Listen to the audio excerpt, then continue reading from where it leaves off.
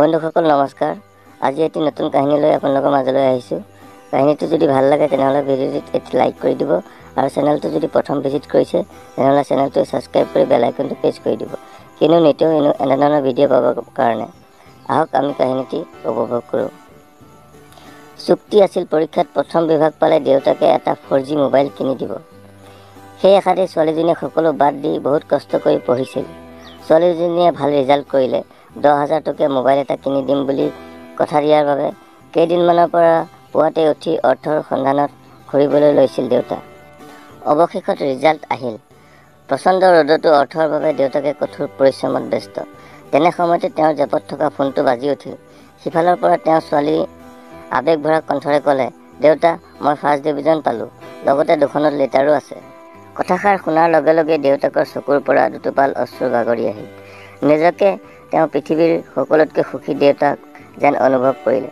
পিছ মুহূৰ্ততে তেওঁৰ মনটো বেয়া হৈ আহিল, কাৰণ এটা ফোন কিনিবৰ বাবে তেওঁ এতিয়াও টকা যোগাৰ কৰিব নোৱাৰিলে। সিমানতে তেওঁ কামৰ পৰা ছুটী লৈ ঘৰলৈ বুলি গুচি আহিল। ঘৰত সোমোৱাৰ লগে লগে সন্তানৰ এষাৰ কথা শুনি তেওঁৰ চকুৱেদি অশ্ৰুৰ নিজৰা বৈ আহিল। তেওঁক সাৱটি ছোৱালীজনীয়ে ক'লে, দেউতা, মোক এতিয়াই মোবাইল নালাগে, হাই ছেকেণ্ডেৰী পাছ কৰাৰ পিছতহে ল'ম। সঁচাকৈ কি আচৰিত! কালিলৈকে নচুৰ বান্দা ছোৱালীজনীয়ে আজি নিজ পিতৃক বুজি পাইছে।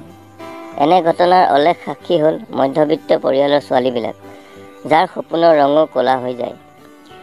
যাৰ জন্মদিনত সৰু সৰু ল'ৰা ছোৱালী দুটামানক মাতি বুট মাহ দিলেই পালন কৰা হয়। মধ্যবিত্ত পৰিয়ালৰ ল'ৰা ছোৱালীয়ে যেতিয়া আড্ডা মাৰে তেতিয়া তেওঁলোকৰ কথা বাৰ্তা শুনি খুবেই ভাল লাগে, কাৰণ তাত অনেক সপোন উৰি ফুৰে। থাকে বহুত নোপোৱাৰ বেদনা আৰু থাকে সপোন পূৰ্ণ কৰাৰ দৃঢ় প্ৰতিজ্ঞা। এইদৰে হয়তো দামী ফোনৰ দৰে কোনো উপহাৰ পোৱাৰ লোভ এওঁলোকে এৰাই চলিব পাৰে। যিসকলে ওপৰৰ উল্লেখিত ছোৱালীজনীৰ দৰে পিতৃৰ কষ্টক বুজিব পাৰে, অদূৰ ভৱিষ্যতত তেওঁই সফল হয়, আৰু যিসকলে পিতৃৰ কষ্টক হৃদয়ংগম কৰিব নোৱাৰে তেওঁক টেটুচেপা দিয়ে। তেনে সন্তানৰ ভৱিষ্যত কি হয় আমাৰ চাৰিওফালে চালেই বহুত দেখিবলৈ পোৱা যায়। সেইসকল পিতৃলৈ সহস্ৰ প্ৰণাম, যিসকলে নিজৰ প্ৰতিটোপাল ঘামৰ বিনিময়ত নিজৰ সন্তানক মানুহৰূপে গঢ়িব পাৰে। এই কাহিনীটো শুনি থকাৰ সময়ত আপোনাৰ মনলৈ সেইজন ব্যক্তিৰে প্ৰতিচ্ছবি আহি থাকিব, যি হ'ল আপোনাৰ পিতৃ। হ'ব পাৰে তেওঁ মৃত অথবা জীৱিত, তথাপিও এবাৰ চিঞৰি কওক, মই তোমাক ভাল পাওঁ দেউতা।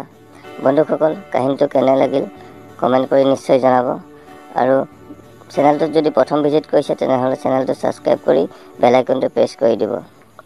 আকৌ লগ পাম অহাকালি আন এটি নতুন ভিডিঅ' লৈ। ধন্যবাদ। জয় অসম।